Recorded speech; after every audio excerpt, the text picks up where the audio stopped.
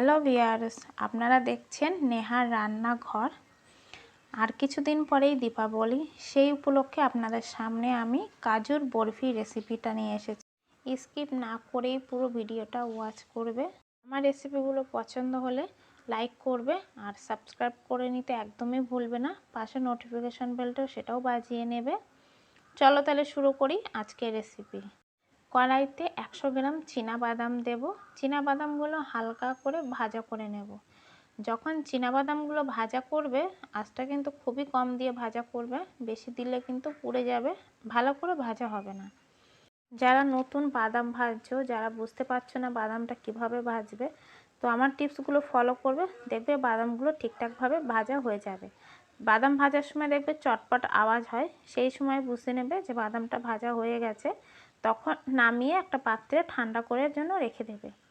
সেই পাত্রে তোমাদের যদি কাজু বাদামগুলো নরম থাকে, 10 মিনিটের জন্য কাজু বাদামগুলো রেখে দেবে।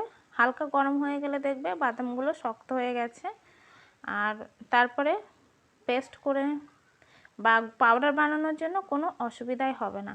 আর বাদামগুলো দেখো ঠান্ডা হয়ে গেছে, এরকমভাবে হাত দিয়ে ডললে কিন্তু পুরো খোসাটাই উঠে যাবে। দেখো বাদামগুলো একদম পরিষ্কার করে নিয়েছি। আর আমার এদিকে 10 মিনিট হয়েও গেছে।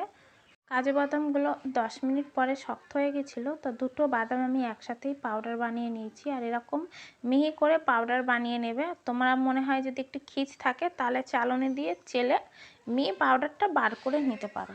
বাদামগুলো পাউডার বানানোর সময় মাথায় রাখবে, একই সাথে বেশি করে বাদাম দিয়ে জোর করে ঘুরিয়ে দেবে না, অল্প অল্প করে ঘুরিয়ে পাউডারটা বের করে নেবে, নাহলে কিন্তু বাদাম থেকে তেল বেরিয়ে যাবে।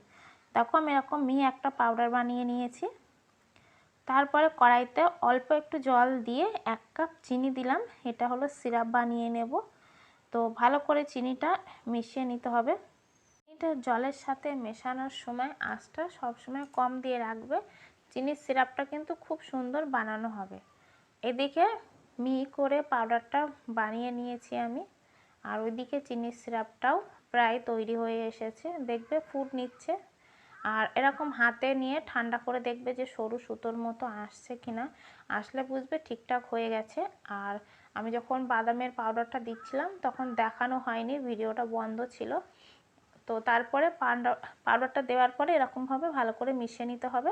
তারপরে দিচ্ছি 1 কাপ গুঁড়ো দুধ। তারপরে ভালো করে মিশিয়ে নিতে হবে কিন্তু গুঁড়ো দুধটা। তোমরা চাইলে বাদামের পাউডারের মধ্যে দিয়েও কিন্তু মিশিয়ে নিতে পারো, তাহলে কি সুবিধা হবে, এর মধ্যে দলা পাকিয়ে যাবে না। দেবো 1 টেবিল চামচ ঘি। আর এই ঘিটা কিন্তু তোমরা অপশনাল দিতেও পারো, নাও দিতে পারো। তারপরে দেব গোলাপ জল, এটা ফ্লেভারের জন্য দিলাম।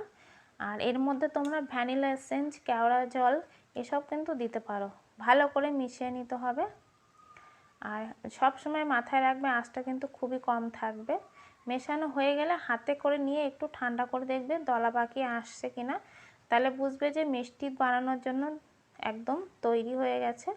আর আমি কড়াইতে রেখেই 5 মিনিট ঠান্ডা করে নেব। তারপরে একটা পাত্রে ঢেলে নেব। একটা প্লেটের মধ্যে ঘি লাগিয়ে নিয়ে কাজুর মিশ্রণটা ঢেলে দেব। তারপরে এরকম একটা চামচ দিয়ে ভালোভাবে উল্টে পাল্টে মেখে নিতে হবে, তাহলে কিন্তু এর গার্নিশের যে ফিনিশিংটা সেটা কিন্তু খুব সুন্দর হবে। আর কাজু বাদামের থেকে যে তেল থাকে সেটাও কিন্তু বেরিয়ে আসবে। তারপর প্লাস্টিকের উপরে বাদামের মিশ্রণটা ঢেলে দিয়ে উপর থেকে প্লাস্টিক দিয়ে ঢাকা দিয়ে এরকম বেলনের সাহায্যে লম্বা করে বেলে নিতে হবে। তোমরা চাইলে যে কোনো একটা শেপ দিতে পারো। তারপরে এরকম একটা সিলভার তাওয়াক নিয়েছি আমি, আমি অনলাইন থেকে কিনেছি, তোমরা চাইলে অনলাইন থেকেও নিতে পারো। দেখো এই ভাঁজ করা কাগজের মধ্যে কিন্তু সিলভারের তাওয়াকটা থাকে, তো খুব সাবধানে বার করতে হবে। আর হাতে লেগে গেলে কিন্তু ছাড়াবে না, তখন জড়িয়ে যাবে। তো এরকম করে উল্টে উল্টে দিয়ে দিতে হবে, খুব হালকা হাতে দেবে, বেশি চাপাচাপি করবে না। তারপর এরকম 10 মিনিট ঠান্ডা করে রেখে দিতে হবে। ছুরি দিয়ে কেটে দেব। তোমরা পছন্দ মতো শেপ দিতে পারো, যার যেমন পছন্দ সে তেমন। দেখলে তো বন্ধুরা, খুব সহজে কাজুর বরফি বানানো যায়। সামনেই দীপাবলিতে বানিয়ে ফেলো এমন সুন্দর একটা মিষ্টি। আর এই মিষ্টিটা বানিয়ে কেমন হলো কমেন্টে জানাতে ভুলবে না। সবাইকে জানাই অনেক অনেক দীপাবলির শুভেচ্ছা। সবাই ভালো থাকবে, সুস্থ থাকবে।